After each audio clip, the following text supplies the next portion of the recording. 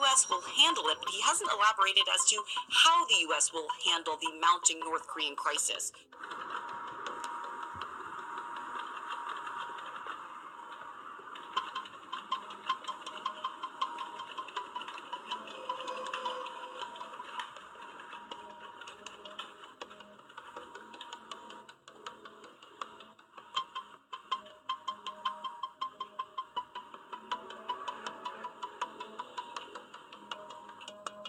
Looking to China has been the cornerstone of President Trump's policy in terms of dealing with North Korea, but it now seems that China and the U.S. are farther apart than ever when it comes to working together to put an end to this growing crisis.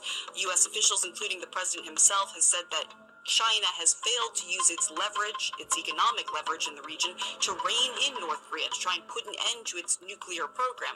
At the same time, Beijing is now pushing back against Washington, D.C. The Ministry of Foreign Affairs saying that China didn't create this problem with regard to North Korea.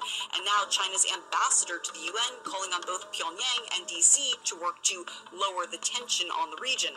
Yes, they have condemned Pyongyang for the launch of another ICBM, but they say that rhetoric from D.C. isn't helping the matter either, specifically pointing to this often repeated phrase that all options are on the table. That's something that President Donald Trump has said, that the Vice President has said, that the U.S.'s ambassador to the UN has said, and that the Secretary of State has also said.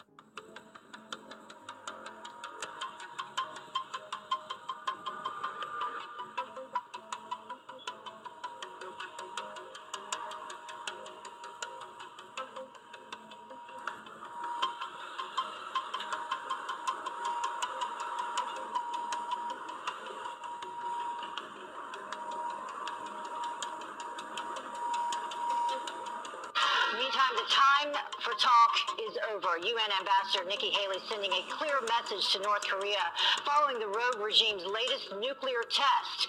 China and Russia also putting their own military might on display, looking to catch Washington's attention.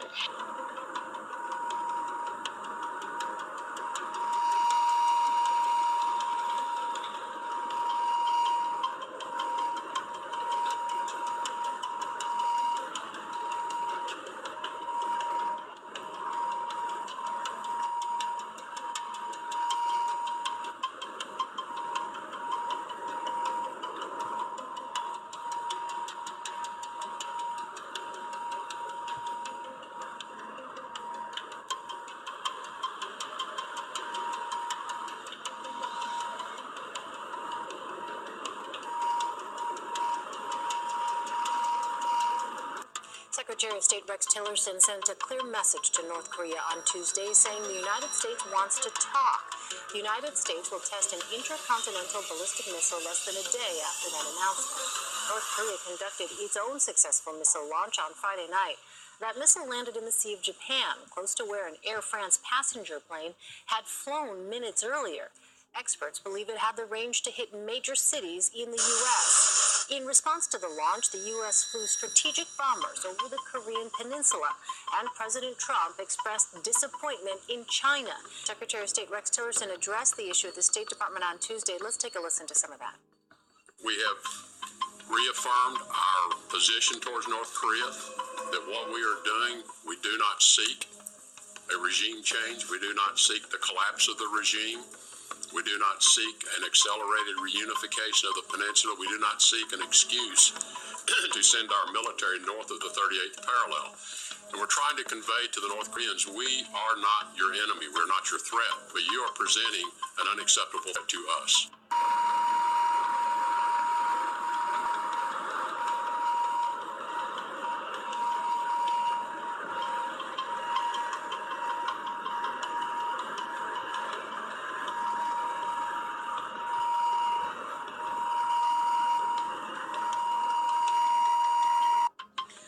So Secretary Tillerson trying to make it clear there, the U.S. does not seek an excuse to use military action against the North. But now, does the U.S. have that excuse?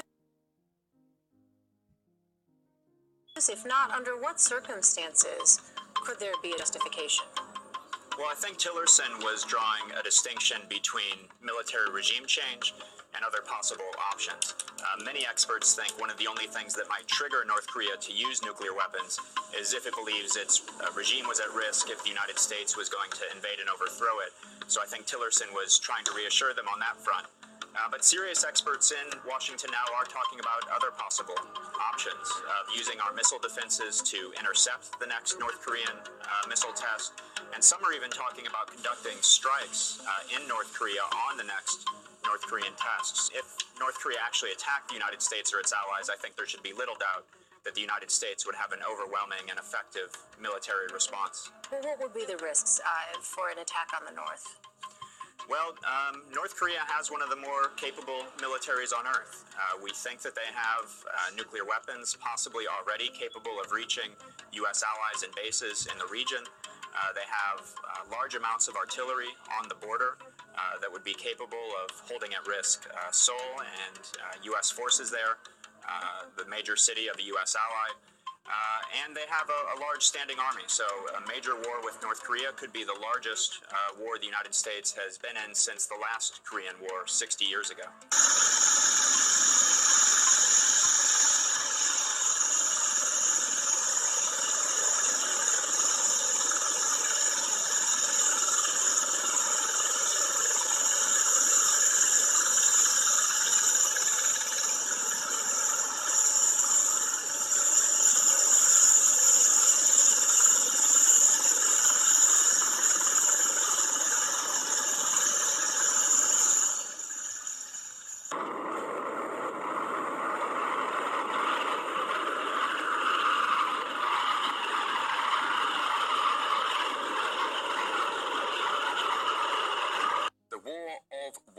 Between the US and North Korea is generating plenty of headlines amid growing fears it could erupt into a real confrontation.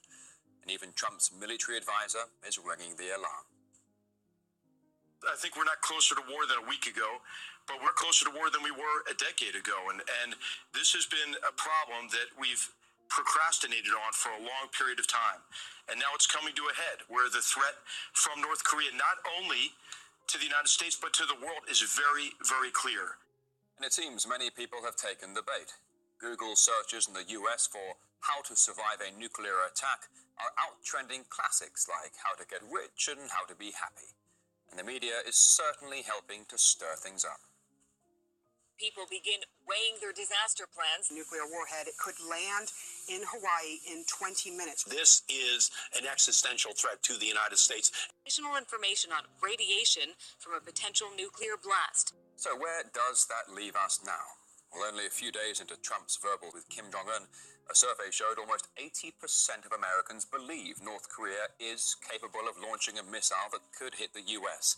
And that's despite many experts saying Pyongyang's weapons are not sophisticated enough to achieve that. RT's Daniel Hawkins has been taking a look at who actually benefits from all this scaremongering. The higher the tension, the hotter the rhetoric. We've certainly had no shortage of that in recent days. But who stands to gain from this war of words? Well, Donald Trump, for one. The US president has kept busy sounding military drums against North Korea. They will be met with fire and fury. It's not a dare, it's a statement. Maybe it wasn't tough enough. And it's tough talk like this that brought him newly found popularity. According to one poll, Trump's approval ratings jumped to 45% on the back of those comments.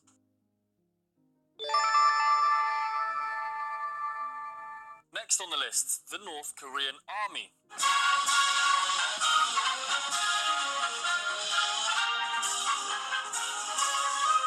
Pyongyang claims a whopping 3.5 million volunteers have signed up for the country's military, all because of the recent escalation. If true, definitely a win for Kim Jong-un and his army recruiters. Now moving on to Guam, the US territory located closest to North Korea. People there have already received guidelines on what to do when they see a mushroom cloud. But there's an unexpected cause for celebration, because apparently all the hype will actually do the island good. You're going to be taken care of. You become, Eddie, I have to tell you, you become extremely famous. All over the world, they're talking about Guam. and they're talking about you, and I think you're going to get tourism. I can say this, your tourism, you're going to go up in like 10-fold.